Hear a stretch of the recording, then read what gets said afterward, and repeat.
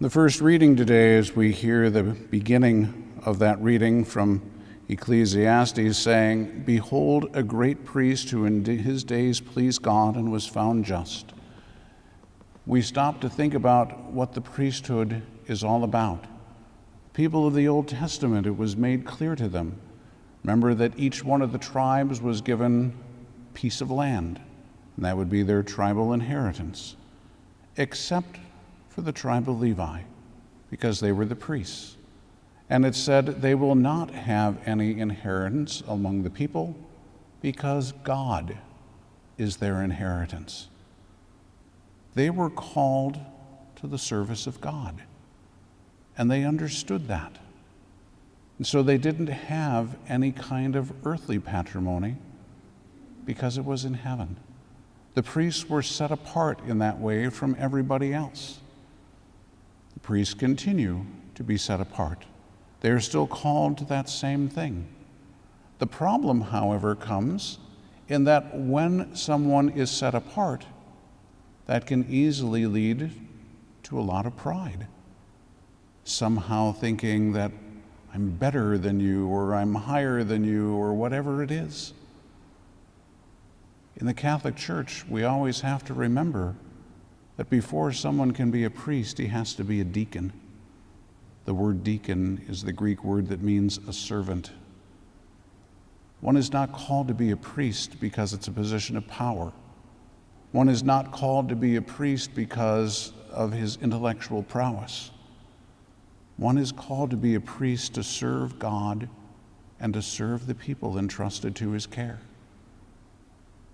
I was reading a book yesterday, and the priest who had written it was talking about a particular bishop that he had gotten to know over in Rome.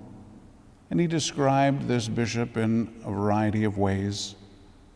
But when it came right down to it, he talked about someone who was humble and who was faithful and loved the church. And he said, a rare combination in Rome. What a sad statement. What a tragic statement. But that's the reality.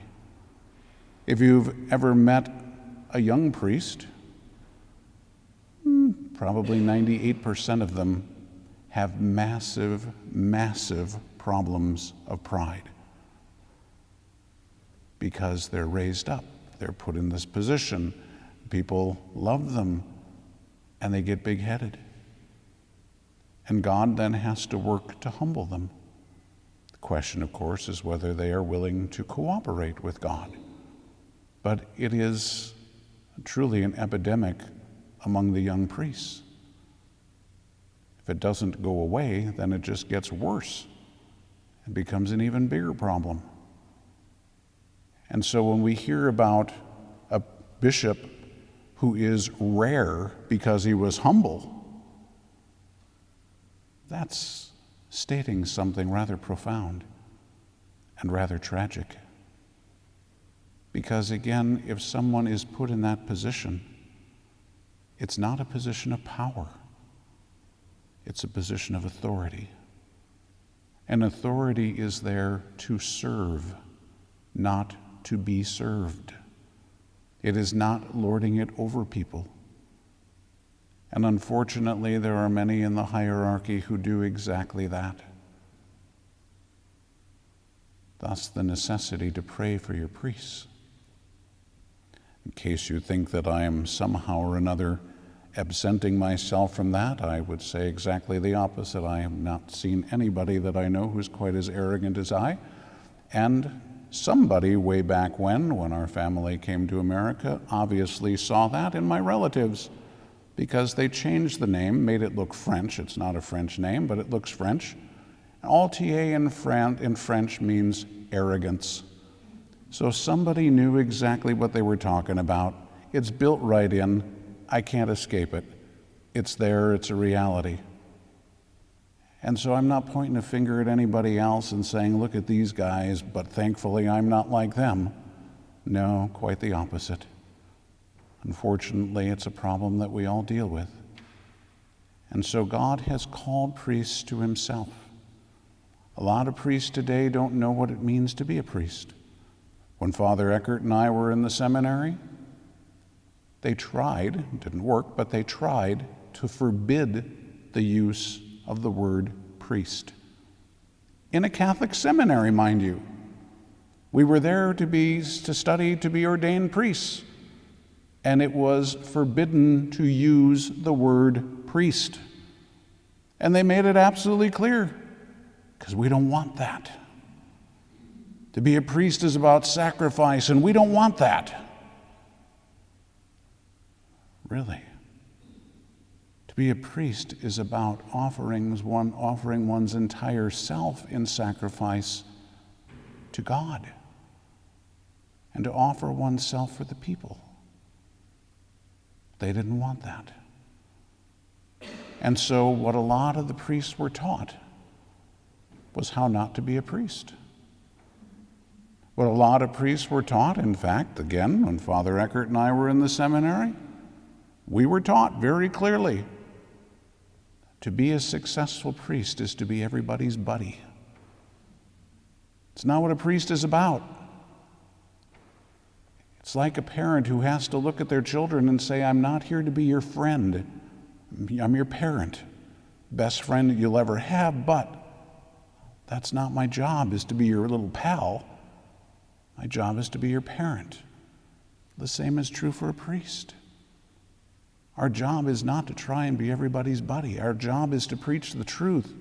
Our job is to sacrifice ourselves, and sometimes that means being rather unpopular. Oh well. But that doesn't sit well with human nature.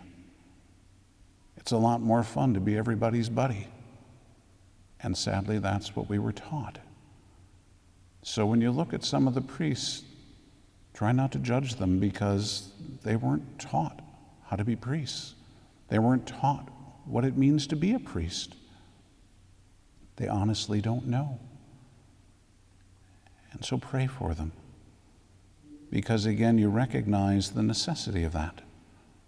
There is the old adage that if the priest is a saint, the people will be holy. The priest is holy, the people will be good. The priest is good, the people will be poor. And if the priest is poor, the people have nothing. So pray for your priests, because they're a shepherd. That's what the word pastor means, a shepherd. He's to lead you to the Lord. And if the priest is leading you to materialism, or the priest is leading you out into the desert, or the priest is leading you anywhere other than the pastures of the Lord, what are you going to get? Instead of what the Lord wants for you, you're going to get junk food, if even, or you're going to starve to death, spiritually speaking, because the priest has nothing to give you. So that's the necessity of praying for him, for his own sake, yes, but for your sake, for the sake of souls, for the sake of our blessed Lord, that these priests whom he has called will actually do what they are called to do, to serve God, to love God, and to love the people. That's the call to the priesthood. It is a life of sacrifice, not merely sacrifice at the altar, to sacrifice his life for God and for his people. That's what a priest is supposed to be. That's what we need. Truly great priests who will please God in their day if they're humble, if they're charitable, if they're holy. That's what the church needs. That's what the world needs. That's what our holy priesthood needs today.